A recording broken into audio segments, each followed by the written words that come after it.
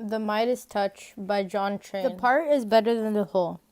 Despite his recent big flyer in capital cities /ABC, one of Buffett's long-held ideas which large-scale investors would be well advised to consider is that one has a much easier time putting large amounts of money to work in a number of minority situations than in a few controlling positions.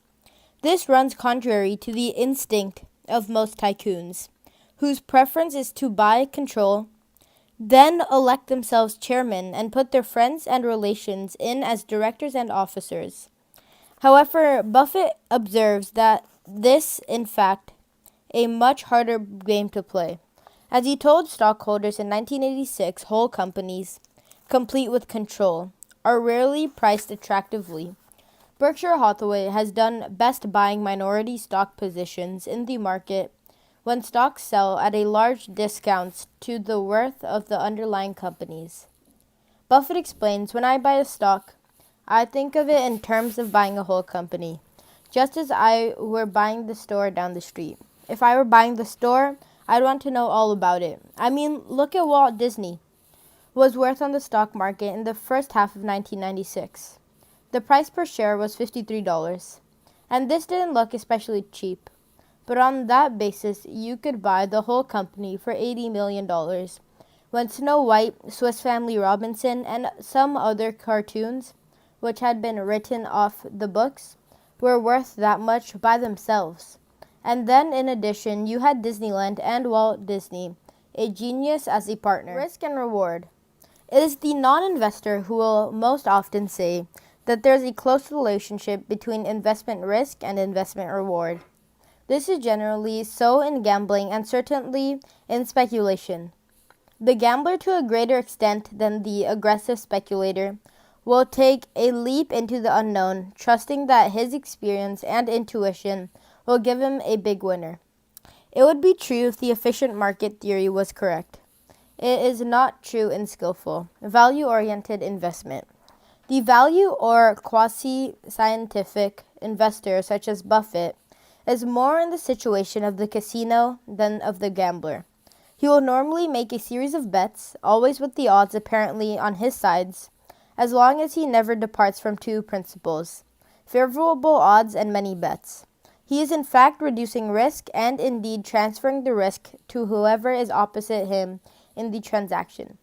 As Buffett says, the market, like the Lord, helps those who help themselves. But unlike the Lord, the market does not forgive those who do not know what they do. The margin of safety. Buffett likes to repeat an idea of Benjamin Graham's, which is that if you buy $1 worth of assets for 90 cents, you are giving yourself some coverage for the risk and of the transaction. But if you buy it for 80 cents or 70 cents or 60 cents or 50 cents, your margin of safety improves correspondingly. You have every incentive to give yourself the biggest margin of safety possible within reason. As sometime Professor David Dodd observed, you don't try to buy something for $80 million that you think is worth $83,400,000. Instead, you build a bridge that 30,000-pound trucks go across, and then you drive 10,000-pound trucks across it. That is the way I like to go across bridges. Similarly, Buffett has said that if you have stock worth $1 that's now selling at 80 cents, you should sell and lose the 20 cents in order to buy something about which you are equally confident that is selling at 60 cents. For Buffett, then investing is the greatest business in the world because you never have to swing. You stand at the plate, the pitcher throws you General Motors at 47, U.S. Steel at 39, and nobody calls a strike on you. There's no penalty except opportunity cost. All day, you wait for the pitch you like. Then, when the fielders are asleep, you step up and hit it. What makes a bad investor? The unsuccessful investor is usually the opposite of the successful one. He does not have the qualifications or the mentality or the interest to do his homework and flits from one titillating story to another like a butterfly. Number 2, he is excited by the emotions of the crowd, buying hot ideas near the tops and being flushed out in despair near bottoms, what Buffett calls fashion investing.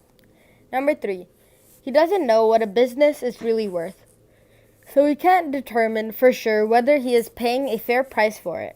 Number 4, he has a high turnover in his portfolio.